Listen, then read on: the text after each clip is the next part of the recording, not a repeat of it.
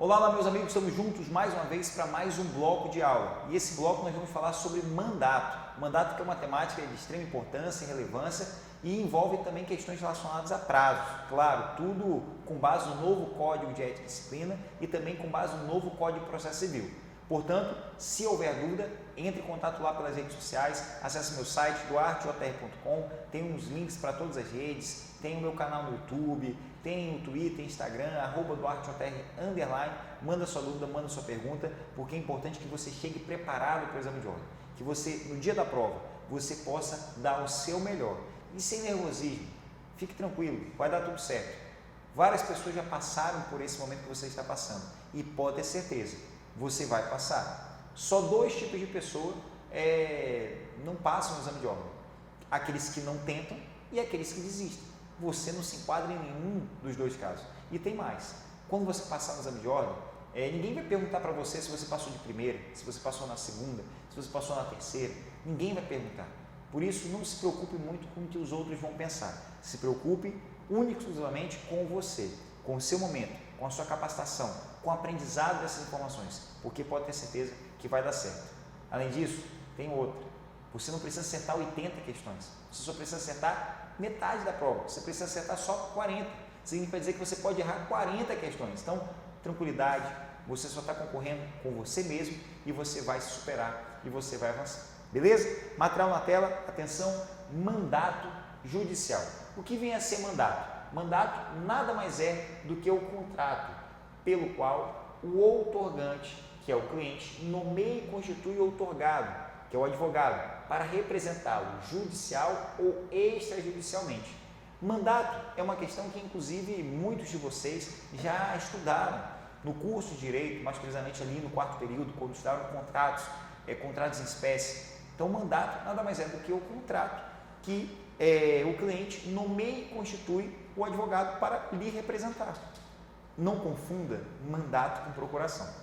Mandato é o contrato. Já a procuração é um instrumento de mandato, é o que instrumentaliza o mandato, ok? Atenção para outras informações. Quando é que se inicia? Quando é que começa o mandato? Quando é que se inicia o mandato? O mandato se inicia com a assinatura do instrumento de mandato, com a assinatura da procuração. Existem também outras formas de se iniciar o mandato, através da nomeação ad hoc, que é quando se nomeia o advogado para um ato específico, ou ainda nomeação apud acta, também conhecida como mandato tácito, que é o registro na própria ata de audiência, muito comum na Justiça do Trabalho, quando a procuração é dada nos próprios autos da causa pelo respectivo escrivão, perante juiz oficiante ou lavrada em cartório perante duas testemunhas. Essa nomeação tem caráter judicial, não sendo válida extrajudicialmente, equipara-se à procuração por um instrumento público. Então, quando se inicia o mandato? Quando é que começa o mandato? Se inicia pela assinatura da procuração, assinou a procuração, começa a valer o mandato, ou ainda através da nomeação ad hoc, quando você constitui o advogado para um ato específico, ou apud acta, também conhecida como mandato tácito. A nomeação apud acta, também conhecida como mandato tácito, como eu disse, é muito comum na Justiça do Trabalho, aquela feita nos próprios autos da audiência.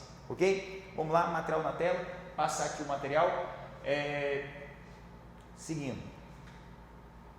Nessa segunda página aqui do material, é importante que vocês observem uma questão que é ainda mais relevante.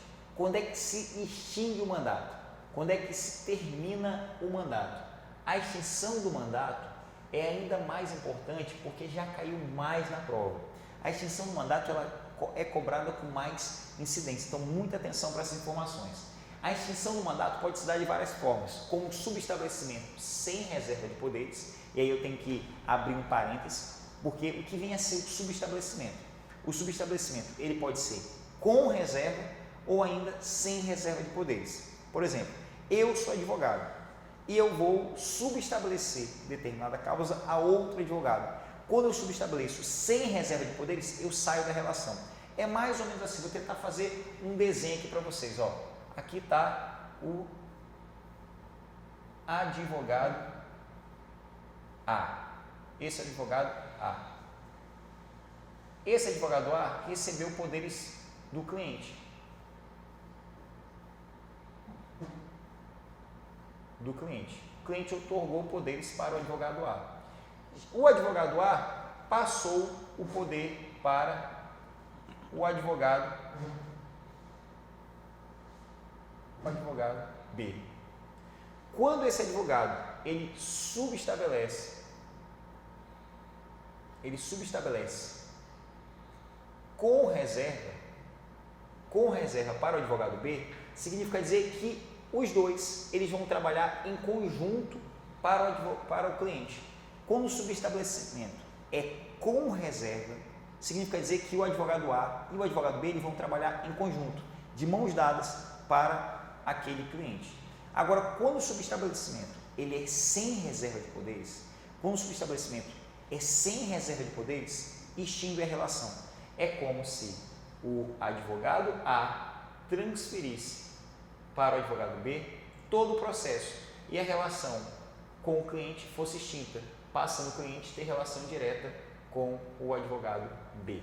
Então, subestabelecimento pode ser com reserva ou sem reserva. Com reserva, mantém a relação do primeiro advogado com o cliente. Ele apenas ganha um reforço, chama um reforço. O subestabelecimento sem reserva extingue a relação. O subestabelecimento sem reserva acaba a relação do primeiro advogado com o cliente. Muita atenção para essa informação, ok? Como se pode extinguir mais a relação? Como se pode extinguir mais o mandato? Pela revogação ou ainda pela renúncia. Revogação e renúncia são casos de extinção do mandato. São atos próprios. Por exemplo, tão somente o cliente pode revogar. O cliente otorgou poderes para o advogado, ele não quer mais aquela relação, ele revoga o contrato, ele revoga o mandato. Já a renúncia é um ato próprio do advogado, daquele que recebe os poderes. Por exemplo, Bento XVI era papa, ele viu que não dava mais certo, ele quis extinguir aquela relação e ele disse, olha, eu renuncio. Só ele poderia renunciar ao papado, porque tão somente ele era papa. Então, tão somente o advogado pode renunciar aos poderes que ele recebeu. Muita atenção para esse caso, muita atenção para essas informações, porque são informações essenciais. Ainda acerca da renúncia. É importante que vocês percebam algumas informações. Algumas ponderações precisam ser realizadas, precisam ser ratificadas, reafirmadas para que você não tenha nenhum tipo de dúvida no desenvolver da sua prova, no desenrolar da sua prova. Porque quando você renuncia, alguns questionamentos podem ser realizados. Por exemplo, na renúncia, eu preciso justificar o motivo pelo qual eu estou renunciando? Não. O advogado ele não precisa renunciar. Ele não precisa ele não precisa justificar. Ele não precisa justificar a renúncia. Ele renuncia sem justificativa. Essa é a regra. Existe uma exceção para essa regra, o Código do Processo Penal. No processo penal, a renúncia ela tem que ser justificada. Você tem que justificar o porquê, o motivo de que está sendo renunciado. Por qual motivo?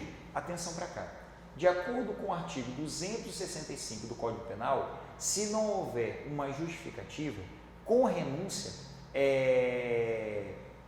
ele vai acabar gerando uma mudança processual. Por exemplo, no caso lá do goleiro Bruno, houve uma estratégia de mudança do advogado e com isso ele, ao invés de ter sido o primeiro a ser ouvido, ele foi o último a ser ouvido. Então, de certo modo, ele tinha ali como saber o que uma testemunha falou, o que a outra deixou de falar, para poder melhorar a sua defesa. Então, a renúncia no processo penal tem que ser fundamentada, tem que ser justificada. Já nas outras searas, não precisa de justificativa. Agora, existem algumas ponderações. Quando o advogado ele renuncia, ele tem que informar o cliente. Essa informação ela é essencial. De acordo com o parágrafo 3º, artigo 5º do Estatuto e artigo 45 do novo Código de Processo Civil, essa renúncia ela tem que ser fundamentada, ela não precisa ser fundamentada, mas ela deve ser informada, tem que ser notificado o cliente. E como é que funciona isso? Através de um AR, através de um aviso de recebimento. O advogado informa o cliente, eu não quero ser mais seu advogado. Ele notifica o cliente, pega o AR, pega aquele comprovante que o cliente está ciente, junta nos autos. Juntou nos autos, ele ainda precisa cuidar do processo por mais 10 dias. Percebam, o advogado renunciou, notificou o cliente, pegou o comprovante de que o cliente está ciente da renúncia. Ele junta nos autos o comprovante dessa notificação, dessa cientificação. Ainda assim, ele vai ter que cuidar do processo por mais 10 dias. Porque com a renúncia não há suspensão de prazo. O processo começa a correr, continua correndo, como se nada tivesse ocorrido. Durante esses 10 dias, após a juntada nos autos, ele continua, durante esses 10 dias, atenção, durante esses 10 dias, ele continua cuidando do processo como se nada tivesse acontecido. Por exemplo, deixa eu ver se tem um espaço aqui, tentar apagar aqui. Opa, não deu certo. Borracha. Não deu certo. Meu amigo, apaga aí pra gente porque tá confuso. Vai lá, ele vai apagar.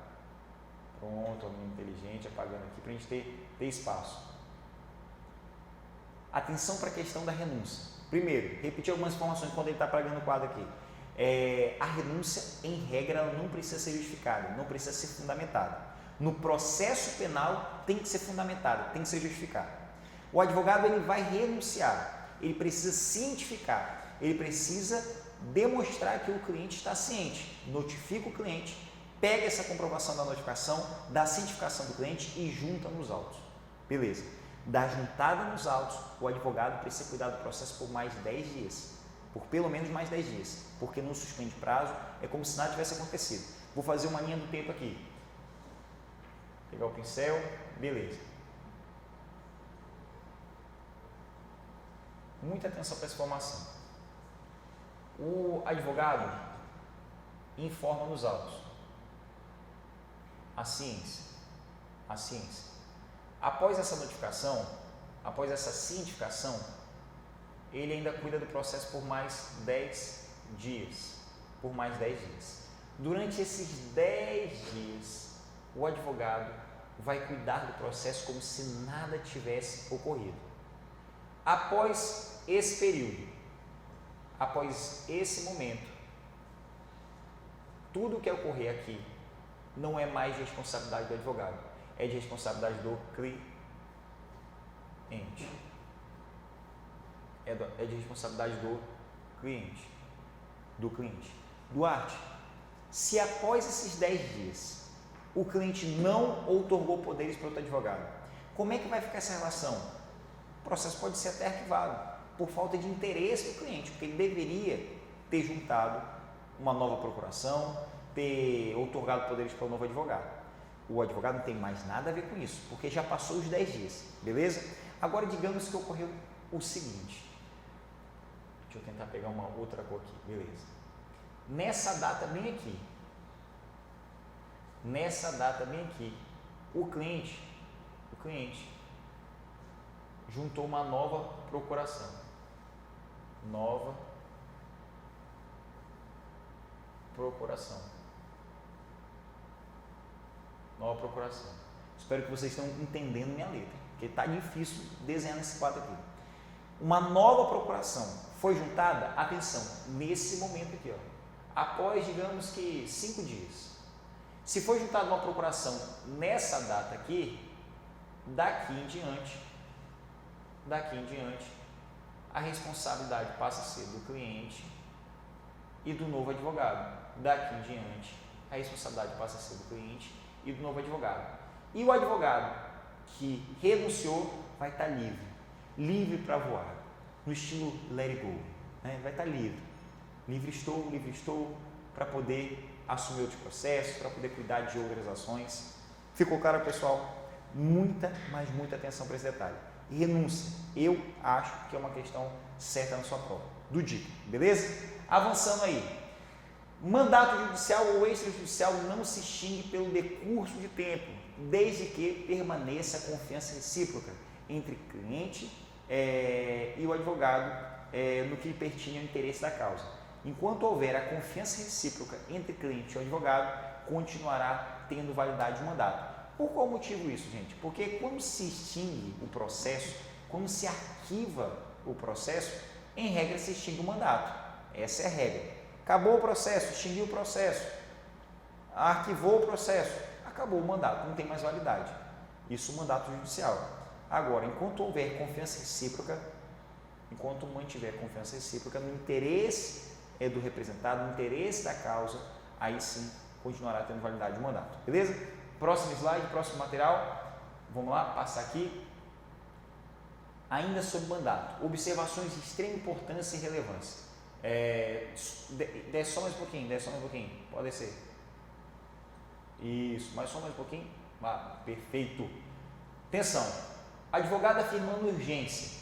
Quando o advogado afirma urgência, ele vai poder atuar sem procuração, obrigando-se a apresentá-la no prazo de 15 dias, prorrogado por igual período, dependendo de justificativa prévia. Gente, imagine um caso onde o cliente está internado em coma no hospital e o plano de saúde não está deferindo o atendimento, a cirurgia, por exemplo. Algo totalmente desumano, né? Interesse mercantil mesmo, neoliberal ao extremo. Absurdo. O advogado quer entrar com ação, precisa entrar com ação, mas como se não foi assinada a procuração? O advogado pode afirmar urgência, ingressar com uma ação demonstrando que o paciente, o cliente, não tem condições de assinar a procuração e afirmando urgência, ele vai poder advogar sem procuração pelo prazo de 15 dias. E esse prazo de 15 dias, ele pode ser prorrogado por igual período, dependendo de justificativa prévia.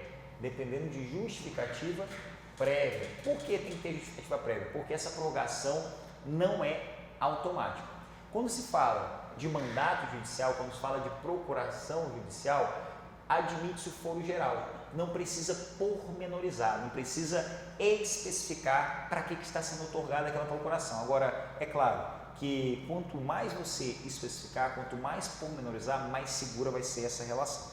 Porque a procuração é como se você estivesse dando praticamente uma carta branca para ele representar, para ele agir em seu nome. Então, é bom pormenorizar, dizer que está otorgando poderes para o advogado, para que ele represente uma ação judicial em face do Banco do Brasil, em face do Banco Itaú, em face de determinado sujeito. Beleza? Lei processual dispensa firma reconhecida para a procuração. Essa questão que está prevista na Lei 8.952/94 é essencial. Não precisa reconhecer firma de procuração que é otorgada para advogado. Tinham casos em que nós atuamos e conseguimos resolver, onde, por exemplo, o Detran exigia que quando um advogado chegava com a procuração, essa procuração tinha que ser firma reconhecida, tinha que ter firma reconhecida. Nada a ver. Se a procuração é otorgada para um advogado, não precisa firma reconhecida. É diferente, por exemplo, quando a procuração é otorgada entre particulares. Quando a procuração é otorgada entre particulares, por exemplo, você viajou, sua mãe ficou na cidade e você perdeu o seu cartão, você quer que sua mãe vá pegar o seu cartão numa agência bancária, você pode otorgar poderes para sua mãe para que ela represente naquela situação, para a resolução daquele problema. Aí, como sua mãe não é advogada, você tem que pormenorizar, dizer para que ela está recebendo aqueles poderes, precisa ser reconhecido firma e tem mais, tem prazo de até 2 anos. Claro que você pode especificar um prazo menor para essa procuração entre particulares. Muita atenção para essa diferença. Não se admite recurso de advogado sem procuração, de acordo com a súmula 115 do STJ. O defensor público, independentemente de mandato, vai poder advogar, vai poder atuar no caso. Por exemplo, defensor público, procurador do estado, procurador do município, não precisam de procuração. Basta inserir ali o nome do cargo e o número da matrícula. Não precisa ter procuração para esses advogados públicos, ok? Advogados que atuam na carreira pública, como eu disse, basta a menção do cargo e o número da OAB, o número da matrícula para que ele possa realizar a atuação. Juizado especial, o mandato pode ser verbal, em razão, claro, do princípio da oralidade inerente à Lei 9.099/95. Agora, muita atenção, advogado e preposto, de acordo com o enunciado 17 do FONAGE, não podem ser representados pela mesma pessoa. Duarte, eu sou advogado, estou indo para uma audiência, nessa audiência você é advogado e preposto da empresa, pode? Não. No mesmo ato, o advogado não pode acumular as funções, ou ele vai para ser advogado, ou ele vai para ser preposto. Mas eu sou advogado, ok, então vá como advogado. Mas já tem, então vá como preposto. Não pode acumular as atividades do mesmo ato em razão do enunciado 17 do FONAS. Atenção para essa informação. Advogado não pode aceitar a procuração de cliente que já tenha patrono constituído nos autos, sem prévio conhecimento deste, salvo por motivo justificado. Às vezes, quando você for advogado, você vai perceber que tem clientes que chegam no seu escritório falando mal de outros advogados. Ah, porque o advogado não resolveu o problema, ah, porque o advogado não me atende mais, ah, porque isso, ah, porque aquilo. Acalma teu coração.